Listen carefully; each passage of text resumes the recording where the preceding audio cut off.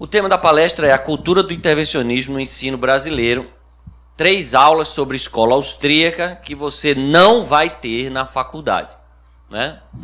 Vamos lá, é um pouco mentira esse título, porque hoje em dia você vai ter certas aulas dessa. Aqui, por exemplo, se vocês forem alunos do professor Fábio Barbieri, vocês vão ter aulas que falem de EA, né? Mas, no geral, a escola austríaca ainda é, assim, desconhecida na academia brasileira, né? E não ensinada na academia brasileira. Às vezes por verdadeiro desconhecimento, às vezes de forma proposital. Pode ser até que alguns professores conheçam a escola austríaca, mas fazem questão de não estudá-la, não mencioná-la, não ensiná-la. Bom saber que as coisas estão mudando. Bem, eu percebo que aqui é uma faculdade de Economia, Administração e Contabilidade. Eu não creio que aqui exista nenhum estudante de Direito, correto? Temos? Temos 4, 5, temos estudantes de Direito. Bem, porque eu não sou economista, eu sou jurista. Me perdoe, portanto, se as aulas, né, que eu vou mencionar aqui, as 3, ficarem com um tom muito juridiquês, né? Embora 2 delas tenham muitos pontos ligados à economia, né? Uma até que não, é bem jurídica mesmo. Me perdoem por isso. Vamos lá. A primeira aula que vocês nunca vão ter, a aula sobre EA, que vocês dificilmente vão ter, a não ser que sejam meus alunos lá em Brasília, com abordagem da escola austríaca, é a aula sobre o direito dos contratos, né? Que é algo que o estudante de direito vê em várias disciplinas na faculdade. O estudante de direito vai estudar contratos em direito civil, basicamente, né? É a principal disciplina em que ele vai estudar a teoria dos contratos. Ele vai estudar contratos em outras disciplinas também. Ele vai estudar contratos em direito do trabalho, quando ele estudar o contrato de trabalho. Ele vai estudar os contratos no direito do consumidor, em virtude, que nós vamos já falar, do forte dirigismo que o Código de Defesa do Consumidor impôs aos contratos de consumo. Ele vai estudar a teoria dos contratos quando ele estudar direito empresarial, é a disciplina que eu leciono, né? Quando ele estudar, portanto, os contratos dos empresários, os contratos empresariais. Ele vai estudar contratos até mesmo quando ele estudar direito administrativo, quando ele estudar os contratos firmados com a administração pública. Mas quase sempre, né? Quase sempre, para não dizer sempre, a não ser, repito, que você vai estudar lá em Brasília e acabe tendo o desprazer de ser meu aluno, você vai estudar a teoria dos contratos segundo o seguinte viés. O que é que se ensina atualmente sobre a teoria dos contratos? E aqui, desde já, pessoal, eu peço desculpas a vocês pela abordagem superficial que eu vou ter que dar a esses temas. É claro, não são 3 aulas, né? Entre aspas, porque o tempo é curto. Mas, basicamente, o que se ensina atualmente nas faculdades de Direito sobre contratos, e aí os colegas aqui que são da Faculdade de Direito podem confirmar ou então me desmentir, e gostaria muito que isso fosse que eles me desmentissem e dissessem: não, professor, não me ensinaram assim, me ensinaram diferente. Ficaria muito feliz com isso, mas acho muito difícil. Basicamente, o que se ensina nas faculdades de Direito hoje sobre o contrato é que nós vivemos no período de dirigismo contratual, né? A teoria clássica dos contratos é uma teoria liberal. Os contratos são fruto do liberalismo, né? Até a Idade Média, as relações sociais eram definidas por status, né? A sua vida era decidida desde o dia em que você nasceu, né? Nós tínhamos uma sociedade de classes e a mobilidade social era praticamente nenhuma, né? E o que mudou isso foi justamente a revolução que houve na teoria dos contratos. Quando a sociedade, e isso foi especialmente do meio para o fim da Idade Média, com o florescimento da sociedade pré-capitalista, né? A época do renascimento comercial, a época do desenvolvimento das feiras, dos burgos nas periferias dos feudos. É a época, inclusive, do surgimento do direito comercial, da disciplina que eu leciono, né? Eu sempre perco 1 ou 2 aulas da disciplina de Direito Empresarial 1 para falar isso para os meus alunos. A história do direito comercial, como ele surgiu. E o direito comercial é um fruto desse período, do renascimento do comércio na Europa medieval. E foi nessa época em que a teoria contratual sofreu uma profunda revolução, porque até então o contrato era algo, desde Roma, o contrato era algo ligado basicamente à transferência de propriedade. E os contratos eram extremamente solenes e formais, né? E só se reconhecia a actio, né, o direito de defesa, lá dos direitos decorrentes do contrato, se o contrato cumprisse todas aquelas formalidades. E o contrato era basicamente instrumento de transmissão de propriedade. Na época do renascimento comercial e com o desenvolvimento dos primeiros institutos de direito comercial, a teoria contratual passa por uma revolução e o contrato passa a se desprender um pouco dessa ideia de transmissão de propriedade e passa a perder um pouco de solenidade. E há um historiador do Antigo Regime, chamado Henry James Summer Maine, que ele tem uma frase que é muito sintomática disso que eu acabei de falar, que os contratos são fruto do liberalismo.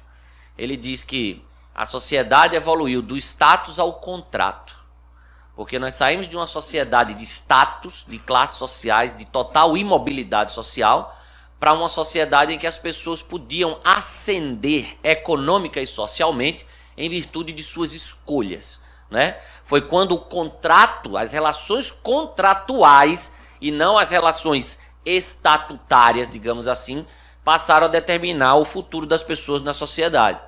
E aí as pessoas que tinham habilidades, que eram bons comerciantes, que tinham certos talentos, qualidades, características que agregavam valor às outras pessoas, podiam negociar isso livremente e assim ascender econômica e, consequentemente, socialmente.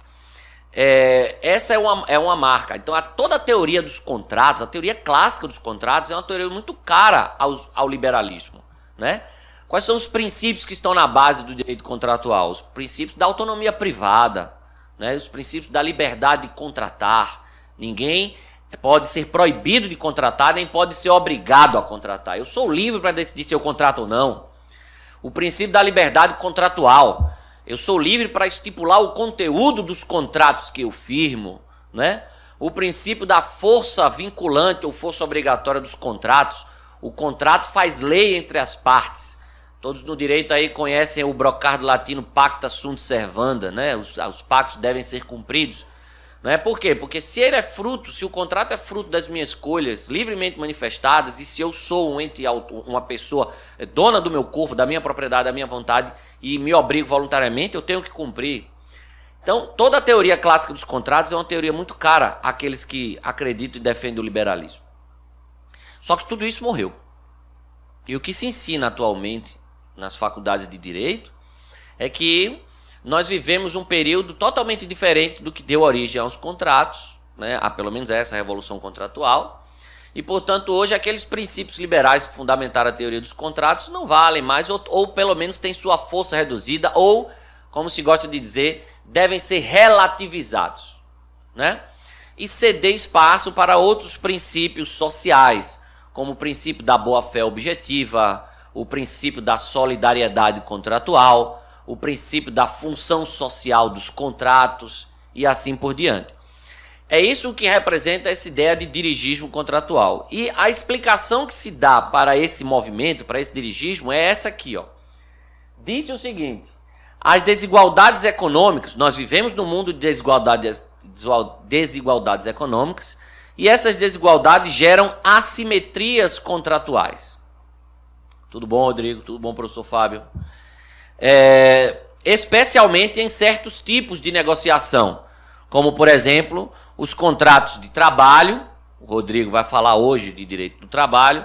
Os contratos de consumo, exatamente nesse sentido. Então, especialmente nesses contratos, as desigualdades econômicas geram assimetrias, né? E, portanto, isso exige uma intervenção estatal para corrigir essas assimetrias, ou pelo menos para tentar reequilibrar a relação contratual, no intuito de proteger as partes contratantes mais fracas, as partes contratantes mais frágeis, que no direito a gente costuma chamar de vulneráveis ou hipossuficientes, né? No direito do trabalho se usa muito a noção de hipossuficiência. No direito do consumidor, os meus amigos juristas sabem que se usa muito a ideia de vulnerabilidade, né? O Código de Defesa do Consumidor chega a dizer expressamente: o consumidor é a parte vulnerável da relação de consumo e, portanto, deve ser protegido e tal. Então, essa é a ideia que está por trás, né? Se você for parar para pensar, vocês são economistas, é uma aplicação grosseira da teoria das falhas de mercado, né? Até os termos são parecidos, assimetria, né? Vocês usam muito a ideia de assimetria de informação, né? Então aqui a assimetria contratual que exigiria uma intervenção estatal para equilibrar essa, né? É como se os contratos possuíssem uma falha de mercado que precisasse ser corrigida por via da intervenção estatal. Além disso, o que fundamenta essa teoria hoje contratual, o dirigismo contratual, é a ideia de que hoje os contratos não são mais firmados como eram antigamente. Né? Eu não sento mais, se o Fábio Barbieri, por exemplo, vai comprar uma televisão nova lá para ver os jogos do Corinthians, né, que está feliz da vida que o Corinthians está ganhando de todo mundo, então ele quer comprar agora uma televisão 4K, vai lá na loja de eletrodomésticos aqui em Ribeirão Preto, vai na Casas Bahia, sei lá, ou na outra loja que tem aqui, e ele vai comprar, ele não senta com o dono da Casas Bahia, ou com o gerente, ou com o representante legal dela, e negocia: olha, eu quero pagar dessa forma, eu quero dar esse tipo de garantia, você me entrega dessa forma, você me dá essa garantia. Não, os contratos hoje são o que a gente chama no direito de contratos de adesão, né? Não se negociam mais as cláusulas, você não conversa, não senta, tal. A complexidade, né, do mercado exigiu que as relações fossem, os contratos fossem padronizados, estandartizados, né? São contratos standard, são contratos padrão, são contratos de adesão. Você só adere ao contrato, você não negocia os termos, o conteúdo do contrato. Você só tem a decisão de dizer esse contrato ou não, aderindo ou não a um modelo previamente estabelecido de contrato. E, portanto, dizem os defensores do dirigismo, como hoje predominam essas contratações obrigatórias. Quando eu falo contratações obrigatórias aqui, são aqueles serviços essenciais que hoje ninguém pode viver sem. Energia, né, saneamento, até telecomunicações e tal, né? São aqueles serviços obrigatórios e que você contrata por adesão. Portanto, nesses contratos, os princípios contratuais clássicos, a liberdade de contratar, a liberdade contratual, não existem mais, né? Então não há que se falar em liberdade de contratar quando se trata de uma contratação obrigatória. Não há que falar em liberdade contratual quando se trata de uma contratação por adesão, é o que se diz. Então, por isso é que esses princípios clássicos estão afastados e cederam lugar para esses outros princípios, né? Pois bem, então hoje em dia não há mais contrato livre, não há mais liberdade de contrato, e isso é algo que vocês vão ler em todos os manuais de direito que vocês forem ler, que falam sobre contratos, em todas as aulas que vocês forem assistir sobre contratos, é o que se vai dizer. Vai se defender que o judiciário tem que intervir mesmo nos contratos, tem que anular contratos, que o legislador tem que proibir certas contratações, né? Não pode dar a liberdade total para as partes, tem que proteger, etc. O que é que a escola austríaca diria sobre isso, né? Uma abordagem austríaca sobre essa teoria moderna, contemporânea dos contratos. Primeiro, a escola austríaca deixaria muito claro: trocas voluntárias presumem-se benéficas para ambas as partes. Isso é um princípio básico, né? Que você vai ver em vários autores austríacos, especialmente nos modernos. Se a troca é voluntária, é porque ambas as partes estão se beneficiando. Então, se eu resolvi comprar essa água aqui por R$5, é porque o vendedor da água valoriza mais meus R$5 do que essa água. E eu valorizo mais essa água do que os meus R$5, né? Naquela situação em que a gente está. Então, sempre que uma troca é voluntária, ela é benéfica para ambas as partes. Então, sempre que houver liberdade de contratação, nós temos que presumir que as relações contratuais são justas, são corretas do ponto de vista ético, né? O dirigismo contratual é, na verdade, uma aplicação grosseira, como eu disse, da teoria das falhas de mercado, que é, para quem estuda economia e gosta um pouco de liberalismo, sabe, é uma teoria extremamente falaciosa, né? E cheia de falhas. Não vou perder tempo, até porque estaria falando para quem sabe muito mais sobre isso do que eu. Além disso, uma abordagem austríaca sobre essa nova teoria dos contratos mostraria o seguinte: como toda intervenção, o dirigismo contratual gera as chamadas consequências não intencionais. E no âmbito da teoria dos contratos, há várias. Vou citar aqui algumas. O risco moral. E isso é algo muito perceptível hoje em dia no Brasil, pessoal. O moral hazard, né? Ou seja, como hoje o contrato não vale mais nada no Brasil, as pessoas não se sentem mais responsáveis por aquilo que contratam. Ninguém está mais nem aí, ninguém lê mais contrato, ninguém se preocupa. Porque sabe que amanhã eu entro no judiciário mesmo, o juiz vai dizer que isso não vale, esse contrato não vale de nada, no Brasil o contrato não vale nada. Ou seja, as pessoas perderam a responsabilidade individual por aquilo que contratam. Isso faz com que as pessoas hoje sejam desleixadas, sejam irresponsáveis contratualmente, né? Isso gera o Estado babaca, a gente tem hoje, as pessoas esperam que o Estado esteja sempre pronto a socorrer diante dos nossos erros, das nossas decisões erradas. Esse é o primeiro ponto, o risco moral. E, aliás, todos os rankings de liberdade econômica têm como critério de avaliação o respeito aos contratos, e o Brasil sempre está nos últimos lugares nesse item, né? E isso é por isso. Paternalismo judicial. Se fala muito que a Justiça do Trabalho é paternalista. E ela é paternalista por quê? Em virtude do direito do trabalho ser um dos direitos em que há o mais forte dirigismo contratual hoje, né? Você cria aquela ideia de que o julgador deve proteger o empregado, né? Não se trata de uma relação paritária e, portanto, uma parte é quase sempre a correta, a certa. E aí você vê muito isso. Isso gera um problema que eu acho talvez mais grave ainda. Além do paternalismo judicial, você tem um antipaternalismo judicial também muito grande às vezes. Porque, vejam só, pessoal, defender contratos, né, não é ignorar os problemas contratuais reais que eventualmente existem. E o que é que acontece? Existe um paternalismo judicial tão grande hoje quando se trata de litígios contratuais, que você acaba criando um antipaternalismo. Eu conheço gente, até ex-aluno meu que virou juiz, fala assim: professor, sempre que vem um negócio para mim lá, negócio de direito do consumidor, tal, eu boto para lascar nos consumidores, né? Sempre julgar a favor. Eu disse: isso está errado. Muitas vezes, especialmente num mercado como o Brasil, que a gente tem mercados altamente regulados, muitas vezes o consumidor está certo mesmo, né? Então você não pode criar esse antipaternalismo. O direito em lide contratual hoje virou a guerra mocinho e bandido, né? E isso é muito ruim, né? Os casos acabam sendo julgados muito mais por ideologia do que por técnica, né? Isso é péssimo, é outra consequência não intencional. Incentivos à litigiosidade. Hoje a gente tem, especialmente nos mercados regulados, que são justamente os mercados onde há mais dirigismo contratual, onde os contratos muitas vezes são contratos padrão estabelecidos por autoridades regulatórias, são os mercados em que há mais litígio contratual. Você vai analisar, por exemplo, o Superior Tribunal de Justiça, me desculpem quem não é da área de direito, é o maior tribunal no Brasil para solução de litígios privados. Você tem o STF, mas o STF tem uma competência muito reduzida, só analisa casos constitucionais e tal. Quem julga mesmo os litígios do dia a dia, em última instância, é o STJ, ele é lá em Brasília.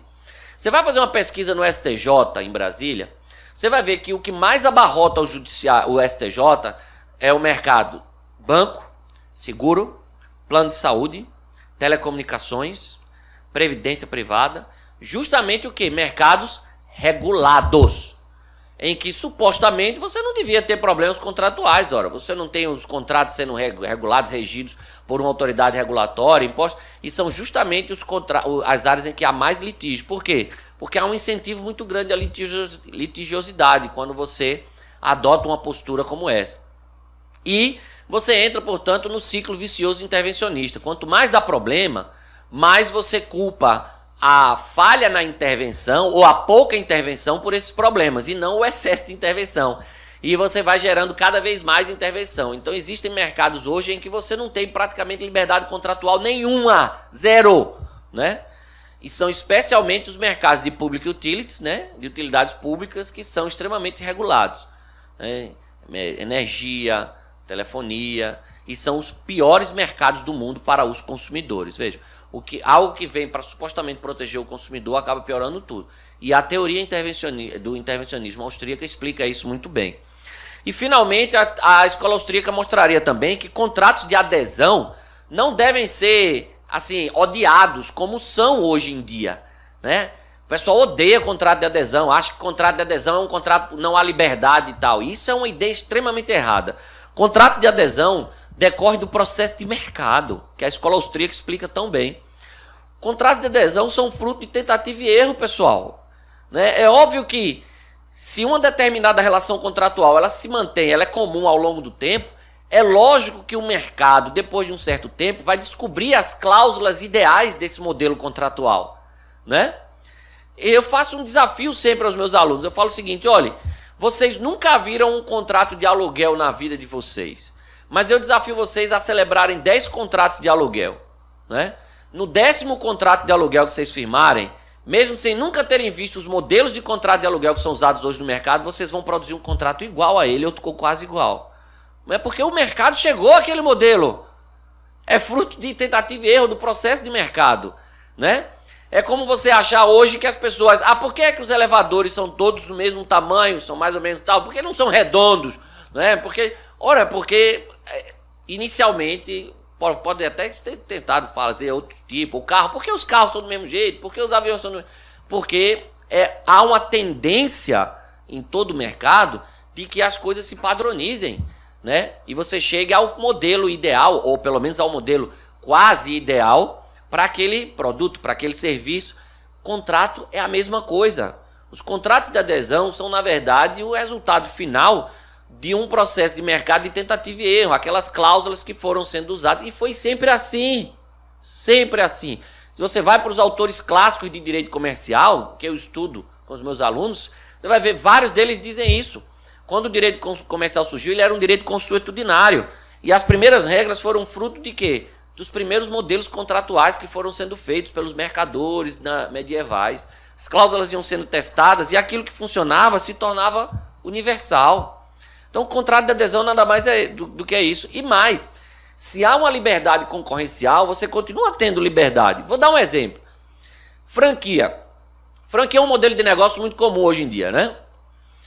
Franquias geralmente são contratos de adesão. Se você vai ser franqueado de um McDonald's da vida ou de qualquer outra franquia, dificilmente você vai sentar com o franqueador para discutir cláusula. Você pode até discutir uma coisa ou outra, mas geralmente é um contrato padrão, que ele impõe a todos os seus franqueados. Você pode dizer que não há liberdade aí? Claro que há. Se você não gostou daquele contrato padrão, aquele contrato de adesão que o franqueador te ofereceu, faz outra franquia. Ou não seja franqueado. Ninguém é obrigado a ser franqueado. O problema dos contratos de adesão está quando a contratação é obrigatória e quando você não tem liberdade de escolha. E isso acontece por conta de quem? Do Estado. São justamente nos mercados regulados, em que você se vê obrigado a contratar e que você acaba não tendo opção. Quando você vai no mercado de telecomunicações, por exemplo, você tem hoje 3 ou 4 empresas. Por quê? Por culpa do Estado, pelo excesso de regulação. E os modelos de contrato dessas empresas são todos iguais. Por quê? Por causa da Anatel. Porque é ela que faz os modelos de contrato. Então a culpa não está no mercado, a culpa está no excesso de regulação. Vai em qualquer outro mercado que tem concorrência, que tem liberdade, e o fato de existirem contratos de adesão não tira a liberdade de escolha daqueles que contratam. Então o problema não é do contrato de adesão em si, da contratação por adesão em si, né? Então essa era outra coisa que a escola austríaca explicaria com base na teoria do processo de mercado.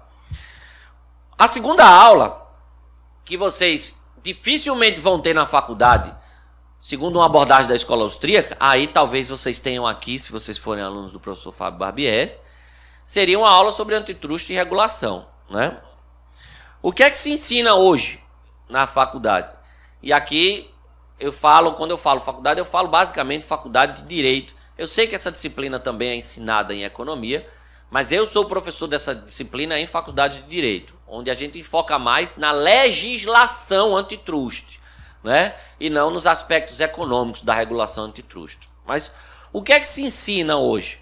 O que é que você vai encontrar em todos os manuais e cursos de Direito Antitruste e em todas as aulas, basicamente, de Direito Antitruste? A ideia é o quê? De que o livre mercado tende a criar monopólios e cartéis. E esses monopólios e cartéis adquirem o market power, né, o poder de mercado. E podem, portanto, dadas certas condições, abusar desse poder de mercado em detrimento da concorrência dos consumidores, né, eliminando a concorrência e prejudicando os consumidores.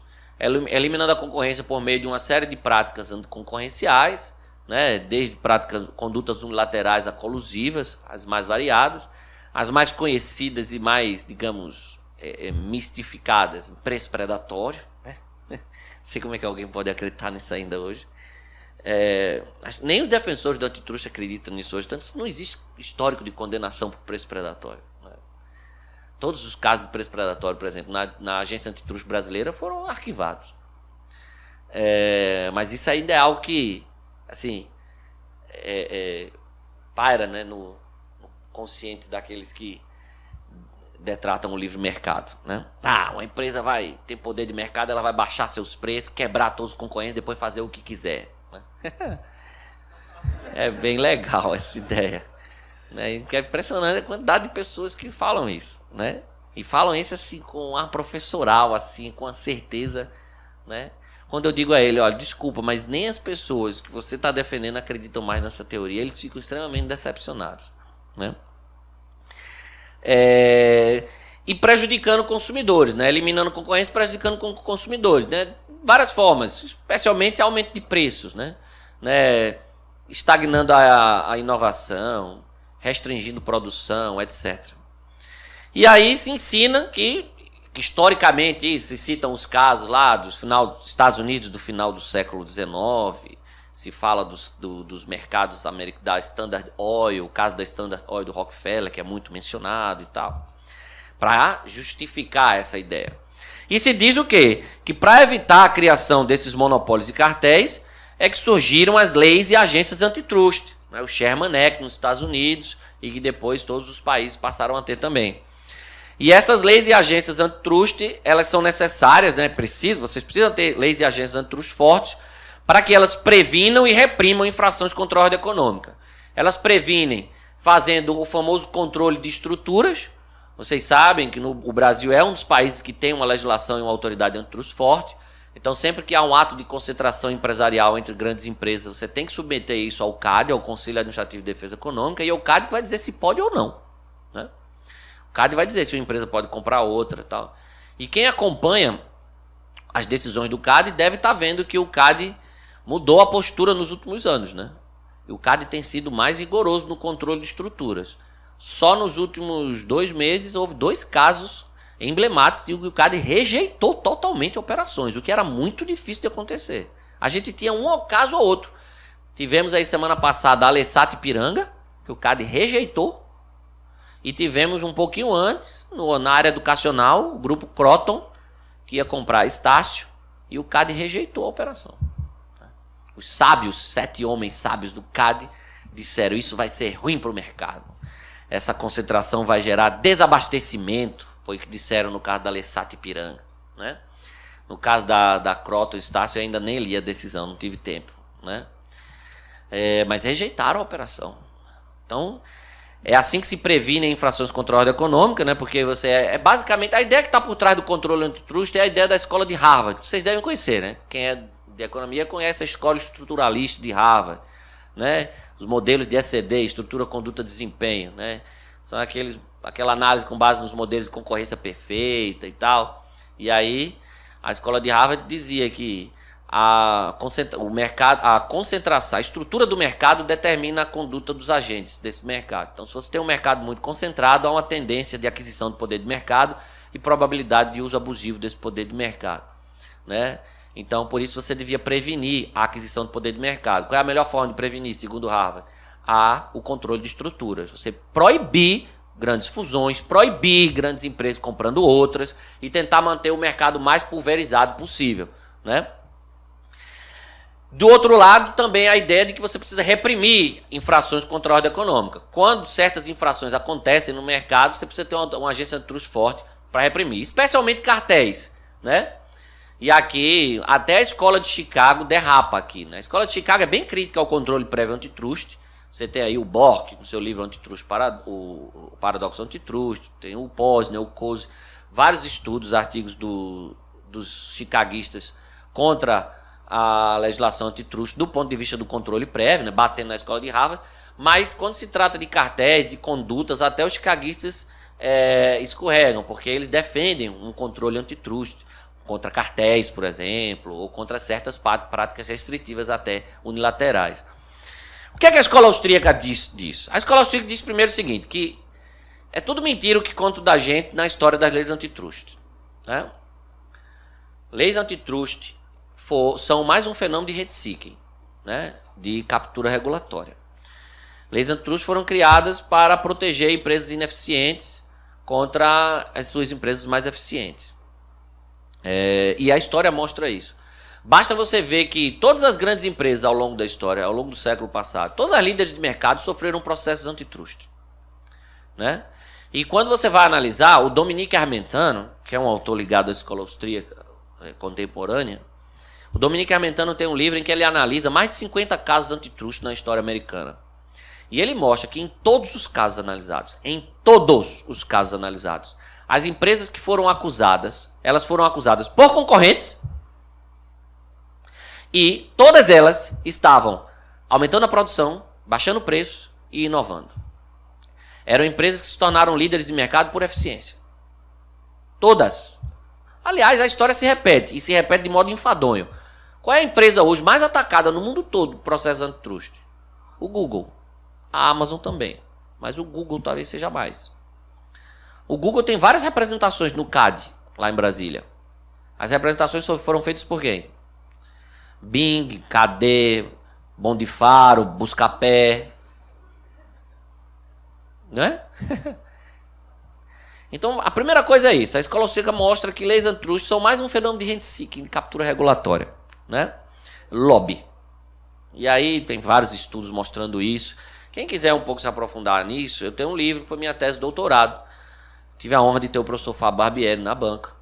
Eu fiz doutorado na PUC de São Paulo e eu tenho um livro chamado Os Fundamentos contra o Antitrust, em que eu aponto todos esses fundamentos contra o antitrust que são levantados pela escola austríaca. A outra coisa que a escola austríaca diz sobre isso é o seguinte: concorrência é um processo dinâmico e incerto de rivalidade e descoberta constantes. Concorrência não é algo estático, não é uma fotografia, como diz o Huerta de Soto, né? Então, os modelos de concorrência perfeita são absolutamente reais e jamais podem ser usados como guia para o julgamento de mercados reais, né? E aqui as contribuições de Hayek e Kirchner são muito grandes. Você tem os famosos ensaios de Hayek, a concorrência como um processo de descoberta, né? E o outro ensaio dele, o significado da concorrência, o significado da competição, the meaning of competition, né? E o Kirchner também tem bons estudos sobre isso, mostrando como o conceito de concorrência da escola austríaca é totalmente diferente. E, na verdade, o conceito de concorrência da escola austríaca é o conceito de concorrência de sempre, dos clássicos. A concorrência sempre foi vista daquela forma. Um certo momento da história é que houve uma mudança, né, uma mudança ex post, muito mais para fundamentar as legislações de regulação e antitrust do que qualquer outra coisa. Concorrência, portanto, depende apenas da livre iniciativa, da liberdade de entrada. Então, o que a escola austríaca mostra, e o Kirchner mostra muito isso, ele tem um texto que eu gosto muito, que chama A Concorrência como a irresistível força do processo concorrencial. Acho que é isso, né? The Irresistible Force of Market Competition, da competição de mercado, né? Acho que foi um texto publicado na revista Free Man, Fábio, há muito tempo. E é um texto em que ele faz uma abordagem bem sucinta, bem simples, não é um texto denso, acadêmico, em que ele mostra qual é a diferença da escola austríaca para as outras escolas no que se refere ao antitrust. E ele conclui dizendo o seguinte: para a escola austríaca, como concorrência é um processo dinâmico, incerto, validade e descoberta constantes, que depende tão somente de liberdade de entrada, a intervenção antitrust, na verdade, é ela própria anticoncorrencial. Quando você proíbe fusões, você está proibindo a concorrência. Você está proibindo que o próprio mercado descubra o tamanho ideal de empresas. Né? Você está impedindo o processo de descoberta empresarial, o processo.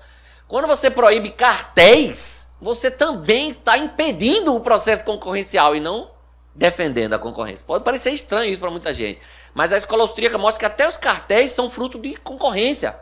Porque concorrência não significa só competir, mas cooperar também. E muitas vezes o cartel pode ser um processo de tentativa de um teste para uma fusão futura. Uma fusão nada mais é do que um cartel permanente. Né? Então o cartel pode ser um processo de tentativa do mercado para descobrir se aquele mercado admite preços altos ou não. E a concorrência potencial, a concorrência de substitutos vai fazer com que os empresários descubram se aquele cartel, se aquele mercado admite um grau maior de concentração ou não. Então a escola austríaca mostra que não apenas o controle de estruturas, mas também o controle repressivo de condutas é anticoncorrencial, né? Porque impede o processo de mercado, o processo de descoberta, o sistema de preços, o mecanismo de lucros e prejuízos, né? Que são a essência do processo concorrencial. E mais importante de tudo, a escola austríaca mostra que monopólios e cartéis não são criações do livre mercado, são criações do Estado. Aliás, essa história de que monopólio, duopólio, oligopólio são mercados muito concentrados, que alta concentração é monopólio, isso é invenção. Monopólio foi, é e sempre será imposição de barreira legal à entrada por parte do Estado. Foi assim desde sempre, né? Acho que é o Brosen que tem um texto, The Source of Monopoly, né? Em que ele mostra isso. Você não precisa nem ser austríaco. Os clássicos também falavam isso. O monopólio sempre foi privilégio estatal, na verdade, privilégios da coroa, né? E, portanto, quem cria monopólios são... Aliás, o maior monopólio de todos é o próprio Estado, né? Isso os austríacos deixam muito claro. O maior e mais nocivo de todos. E é só por meio de criações de barreiras legais, regulatórias à entrada, é que monopólios e cartéis podem surgir e se manter.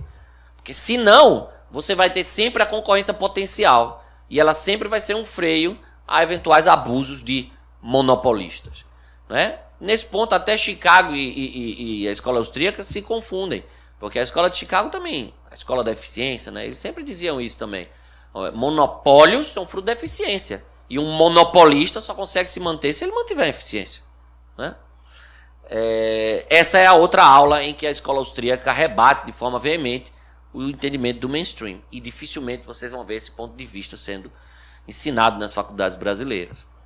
E finalmente a terceira aula, talvez seja a mais polêmica de todas. Eu sei que eu tenho pouquíssimo tempo, mas eu já peço licença para invadir um pouco o tempo das perguntas. É a propriedade intelectual, né? O que é que se ensina atualmente sobre propriedade intelectual? Primeiro se ensina que não há distinção entre propriedade material e propriedade intelectual. Isso é muito comum, até entre certos liberais. Quem é randiano aqui, quem gosta de Ayn Rand, sabe. Ayn Rand era a defensora ferrenha da propriedade intelectual, né? Quem já viu A Nascente, né? Um bom livro dela, né? Quem conhece as ideias da Ayn Rand era a ferrenha defensora da propriedade intelectual. E tantos outros liberais, né? Aliás, a ideia de propriedade intelectual ela é muito combatida pela esquerda e defendida pela direita, porque a direita pensa que é propriedade e a esquerda também pensa que é propriedade. Então, o que é propriedade, a esquerda quer derrubar, né? Vê uma propriedade na frente, ela quer acabar, e a direita se apega muito ao direito de propriedade. Direito de propriedade é um direito muito caro a quem é de direita, aquela coisa, né? Só que, na verdade, isso aí eu vou falar já, né? Porque primeiro dizer como é que se ensina. Então se diz que autores são donos de suas criações, da mesma forma que eu sou dono dessa água se eu comprar, ou eu sou dono desse chocolate. Aliás, eu devo ser dono do chocolate mesmo, eu vou comer ele depois, né? Então, e por outro lado, outro argumento que se diz muito, se ensina muito, esse é muito forte, né? É que a proteção estatal da propriedade intelectual é imprescindível para estimular a inovação e o desenvolvimento científico, tecnológico e cultural, né? Quantas vezes vocês já ouviram dizer isso? Se não houver propriedade intelectual, não vai ter inovação, ninguém vai se sentir estimulado. Quando é que um laboratório vai gastar bilhões para fazer uma nova droga se não tiver o retorno da patente? Por que os caras investiriam tanto para produzir se não tivesse a patente e tal? Essa é uma ideia, é um consenso extremamente fácil, né? O que é que a escola austríaca diz sobre isso? E que vocês dificilmente vão ver uma aula dessa em faculdade qualquer. O professor Fábio estava me dizendo no almoço que um dia foi falar algo pouquinho sobre isso, foi esculhambado no Facebook, né? Quase apanha na rua. Então, veja só. O que é que a escola austríaca vai dizer isso? Primeiro, a escola austríaca vai dizer que não existe propriedade intelectual. Por quê? Porque ideias, criações, invenções não são bens escassos. Não há escassez. Não há escassez, não faz sentido ter propriedade. Ninguém é proprietário do ar. Porque o ar é abundante, né? Então, a propriedade existe e ela é importante porque existe escassez. Do ponto de vista econômico, porque é a propriedade que vai permitir uma melhor alocação racional de recursos, como o Mises já explicou há muito tempo, né? O cálculo econômico só é possível se você tem propriedade privada. Porque você vai permitir um mercado desses bens e o sistema de preços vai criar os empresários para melhor alocação dos recursos. Sem propriedade privada, você trabalha num caos alocacional, né? E foi isso que aconteceu com todas as economias planificadas. Mais uma vez, aqui eu não vou ficar ensinando isso para vocês, porque eu vou estar ensinando a quem sabe muito mais do que eu. Né? Eu sou jurista, né? Mas já li Mises, graças a Deus. Né? Então, do ponto de vista econômico e do ponto de vista jurídico, também só faz sentido você ter propriedade se há escassez. Por quê? Porque se não há escassez, não vai ter conflito. A definição de direitos de propriedade surge para evitar conflitos sobre bens escassos. Né? Se não há escassez, o que você vai fazer é criar uma escassez artificial. E aí você não vai estar, Rodrigo, resolvendo conflitos. Você vai estar criando conflito. Como diz Hans Hermann Hoppe, isso é o que ele chama de uma norma anômala. Porque não é uma norma que resolve conflito. É uma norma que potencializa conflito. Né? Então, a escola austríaca vai dizer isso. Não existe propriedade intelectual. O que existe são monopólios intelectuais. Ou seja, criação artificial de escassez pelo uso da força estatal. O Estado diz, você, Rodrigo, é dono disso por 20 anos. E ninguém vai poder fazer uso dessa ideia senão você. Ou pessoas que você permita recebendo royalties por isso. Né? E, aliás, falar em royalties, isso é a maior prova de que nunca existiu propriedade intelectual e sim monopólio intelectual. Porque não sei se vocês sabem, a origem de toda a propriedade intelectual, os patentes, direitos autorais, eram privilégios concedidos pela coroa. Né? Royalty, o nome royalty vem daí. É regalia. Né? O que era devido em virtude do privilégio real concedido pela coroa. Então, aí você diz assim, André, por que é que tem o nome monopólio, hein? Ou propriedade? E se são monopólio, sempre foram. E sempre foram mesmo. Quem explica isso muito bem é um jurista português, uma autoridade em direito de propriedade intelectual no mundo todo, chamado José Oliveira Ascensão. Ele tem um artigo chamado A Pretensa Propriedade Intelectual. Né? Ou seja, ele é um defensor da PI, mas ele mesmo fala, nunca foi propriedade, nunca vai ser. Ele diz que só se chamou de propriedade porque quando o Estatuto dos Monopólios, lá há muito tempo, veio proibir a concessão de monopólios, ou restringir a concessão de monopólios pela coroa, ele fez a ressalva dos privilégios para autores, tal, que eram pessoas muito influentes na época. Só que aí tiveram que mudar o nome, porque monopólio sempre foi um nome que teve uma carga pejorativa muito grande. Aí falaram, o que é que a gente chama? Chama de propriedade. Né? E foi assim que surgiu. Mas nunca foi propriedade, nunca vai ser. Aliás, até quem defende propriedade intelectual hoje, pessoal, reconhece que não é propriedade, é monopólio. Os juristas sabem, se vocês forem estudar, todo mundo vai dizer que é monopólio, é privilégio, não é propriedade. Se a gente chama de propriedade por uma convenção, mas não é propriedade. Né? E, segundo, o que a escola austríaca vai dizer também é que a concessão de monopólios intelectuais é arbitrária. Aliás, voltando ao primeiro ponto, na verdade, monopólios intelectuais são antipropriedade. Eles são, na verdade, uma agressão à propriedade real dos outros. Porque quando eu digo que você, Rodrigo, é dono de uma música que ele fez, né? E o Rodrigo tem o direito de me impedir, por exemplo, de cantar essa música, você está dizendo que o Rodrigo é dono das minhas cordas vocais, ele é dono dos meus instrumentos musicais, ou seja, a ideia de monopólio intelectual ela é antipropriedade, na verdade, ela é antipropriedade real. Né? E o que a escola austríaca vai dizer sobre aquele segundo argumento é que, na verdade, a concessão de monopólios intelectuais é arbitrária. E isso é arbitrário de todos os pontos, viu, pessoal? Já acabou, eu sei, já acabou. É porque ela botou 1 minuto assim, eu sei que já passou, mas é rapidinho. Está terminando aqui. É arbitrária em todos os sentidos. Ela é arbitrária do ponto de vista da concessão, porque se você é um defensor da propriedade intelectual, saiba que você defende algo que só protege pouquinho por cento das criações, sabia? A maioria das criações, das ideias, das invenções, não são protegidas. Vocês sabiam disso? O número de criações protegidas pela lei, todas as leis de propriedade intelectual, é ínfimo, pessoal.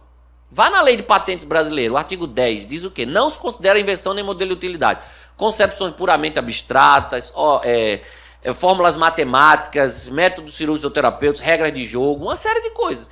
E, aliás, como bem destacam alguns autores, é aí que estão as maiores contribuições da humanidade. Einstein, quando desenvolveu lá a fórmula da equivalência massa-energia, né? Não existe propriedade intelectual sobre isso não, sabia? Apesar de ter sido talvez uma das invenções mais... Né? Não existe. Não existe. Mises não teve nenhum direito autoral sobre, a não ser assim, de ninguém poder plagiar a obra dele, mas por ele ter desenvolvido toda a sua teoria do intervencionismo e refutação do socialismo. Então, essas ideias, concepções abstratas não são protegidas. Há uma arbitrariedade na definição do que é protegido e o que não é protegido pela legislação.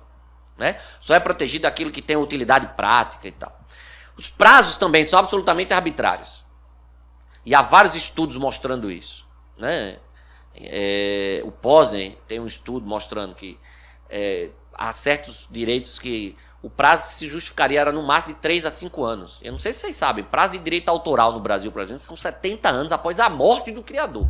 Que é outra coisa totalmente irracional, porque se o objetivo é estimular a pessoa a criar, por que vai proteger depois que ele morreu? Aí o que é que acontece? O direito fica com os herdeiros, que são geralmente extremamente agressivos na proteção de direitos autorais, né, dos seus familiares. Né? E aí você tem uma estagnação.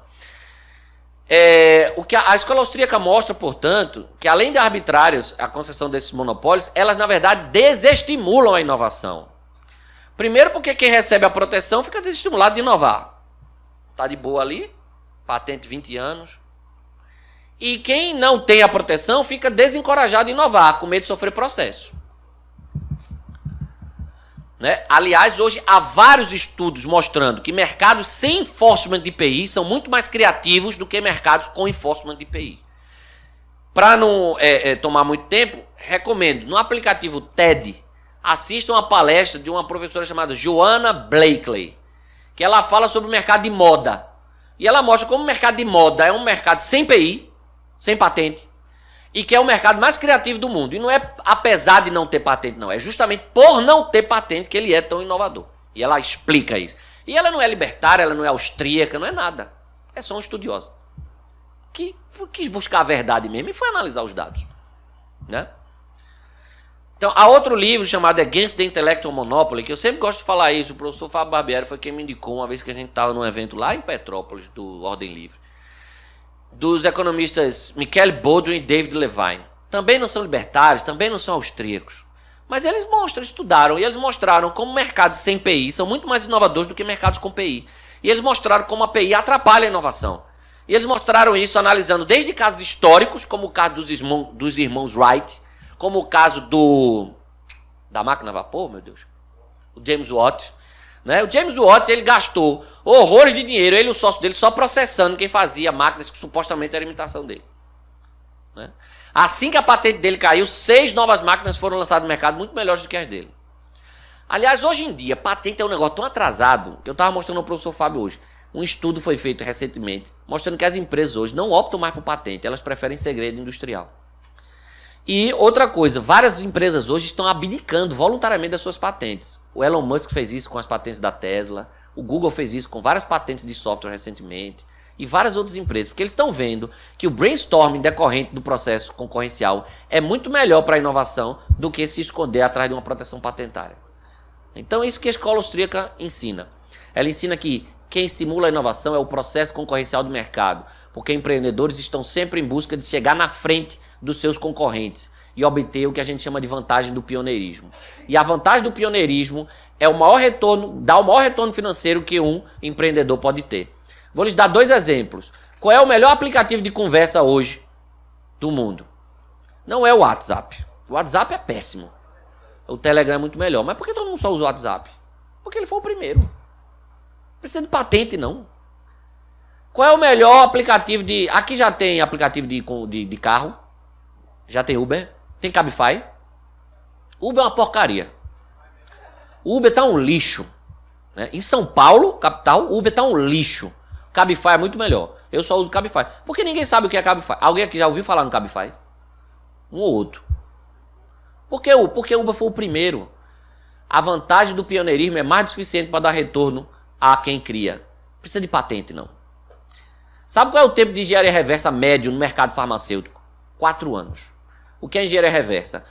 Eu lancei esse produto no mercado. Meu concorrente vai lá, pega, leva para os técnicos dele, para os cientistas lá, e eles conseguem chegar. Pelo meu produto, chegar ao mesmo resultado e conseguir. O tempo médio de engenharia reversa na indústria farmacêutica é de 4 anos. 4 anos é tempo mais do que suficiente para você ter retorno de qualquer investimento que você fez. Além do que, depois que você tiver concorrente, você ainda vai ser o primeiro.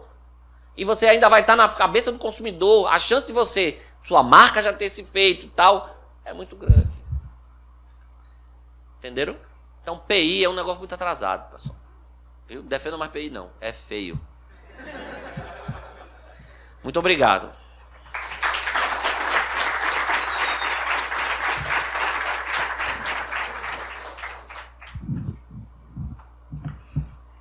Ultrapassou um pouquinho o tempo, então a gente não vai poder fazer muitas perguntas. Beleza. Bom. Primeiro, recebemos uma confirmação que no direito realmente não tem essas aulas de escola austríaca. Não. E te fizeram um convite para ir palestrar lá também. Será um prazer. Bom, uma ideia comum entre os liberais é de que em um ambiente competitivo há a reprodução das melhores ideias e modos de operação. Por que isso não ocorre com os institutos jurídicos? Peraí, como é? Uma ideia comum entre os liberais é de que em um ambiente competitivo há a reprodução das melhores ideias e modos de operação. Por que isso não ocorre com os institutos jurídicos? Você quer dizer leis? Seria um mercado de leis? Para eu entender melhor a pergunta. Quem fez pode ir. Não há um processo concorrencial dos institutos jurídicos, é isso? Se eu entendi bem a pergunta? Seria isso? É porque a produção legislativa é monopólio estatal, né? Se eu bem entendi a pergunta, vamos lá. É o que há de diferença entre sistemas que a gente chama no direito de common law e sistemas que seguem a tradição romano-germânica, que é o caso do Brasil. Sistemas de common law são muito mais eficientes, são muito mais próximos do que você falou, ou seja, há uma competição na produção, porque são sistemas que se baseiam muito mais na jurisprudência, nas decisões. As leis, né, decorrem muito mais das decisões, da jurisprudência, das cortes, do que da produção legislativa, que é o quê? A edição de normas abstratas por um colegiado de parlamentares que detém a representação do povo, né, para de certa forma, definir soluções para casos abstratos. Sistemas de common law são muito mais eficientes, são muito mais modernos, se adaptam muito melhor a novas realidades, produzem decisões muito mais justas. Então, por isso que o Kinsella, o Stephen Kinsella, por isso que ele é um defensor, ele tem um texto muito interessante chamado como é que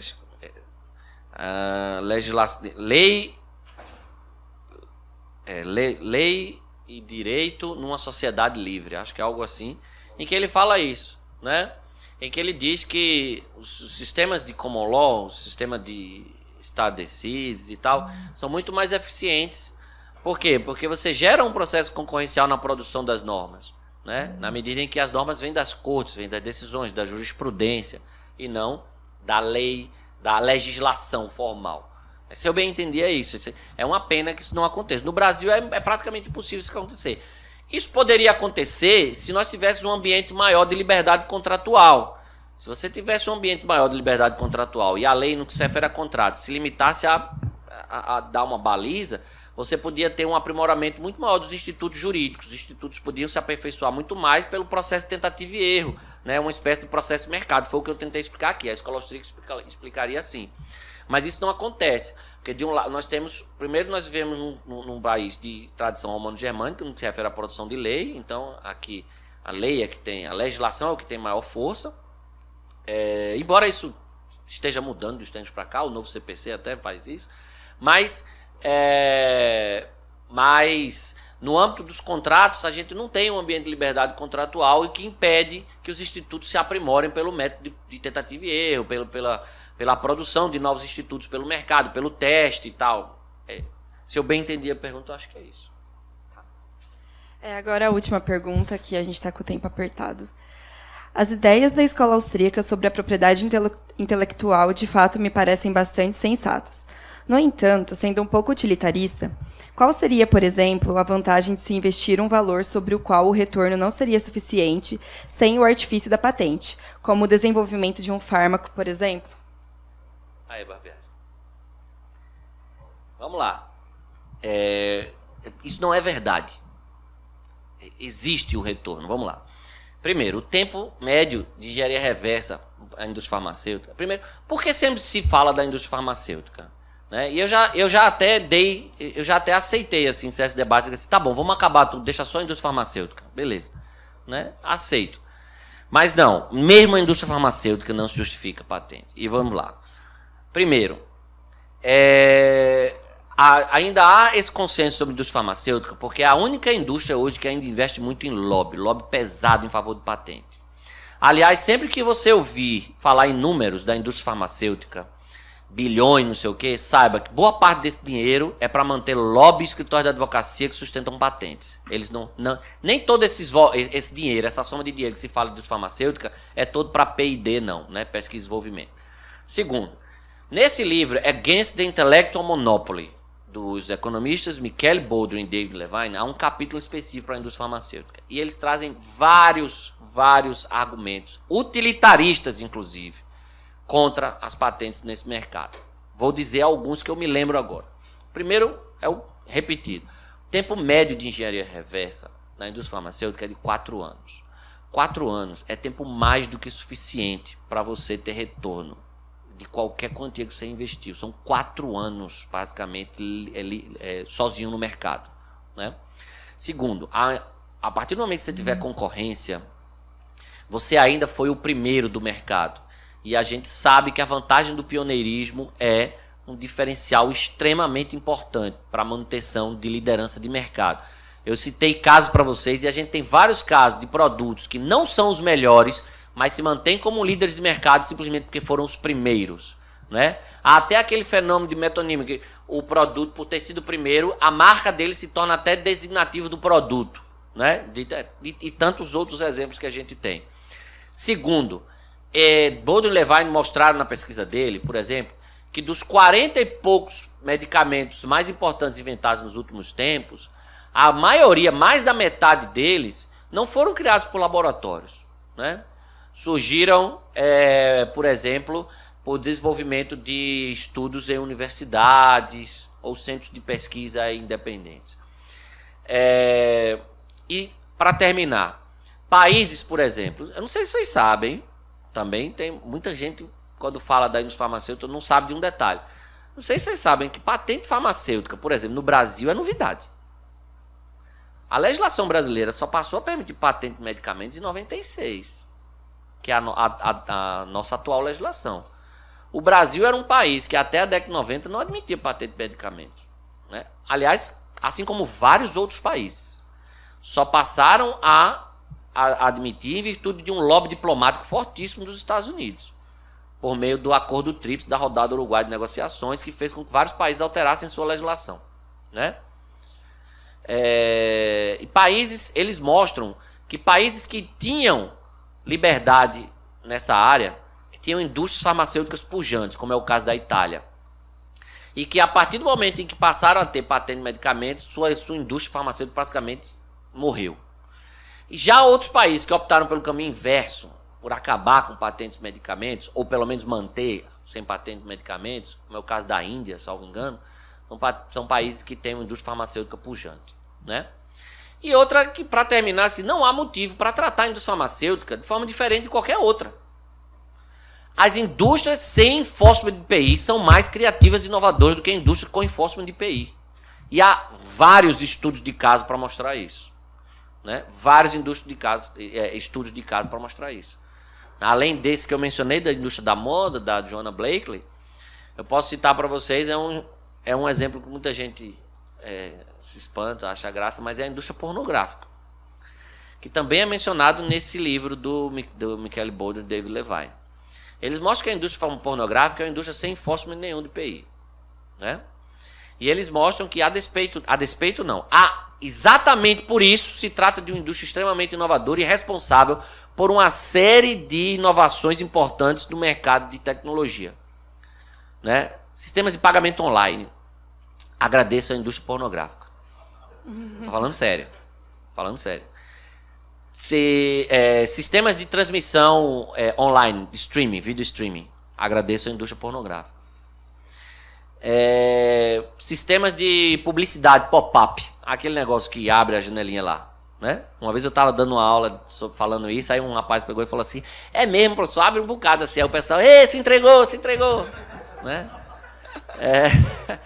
Mas indústria pornográfica. E aí hoje, quem é que estava falando hoje que o YouTube começou a copiar um recurso que a indústria pornográfica já usa há um tempão, né? Que agora você passa o mouse pelo vídeo e aí ele faz começa a mostrar um videoclipe do vídeo, né? E quem é usuário de site pornô sabe que isso é uma característica dos sites pornô. Você passa o mouse por cima e ele faz um quê? Se é o vídeo 10 minutos, ele faz um clipezinho ali, só para ver se você se anima a clicar. Entendeu?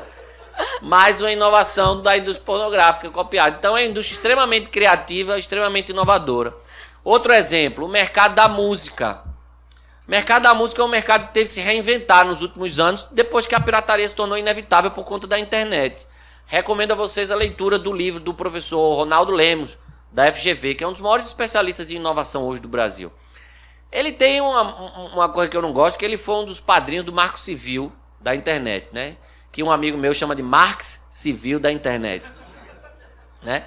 Mas apesar disso, o Ronaldo Lemos é um grande especialista em inovação. E ele tem um livro chamado Tecnobrega, o Pará reinventando o negócio da música, que ele mostra como a ausência de propriedade intelectual nesse mercado fez esse mercado se reinventar e melhorar bastante, ser mais inovador, gerar mais lucro para todos os atores, etc.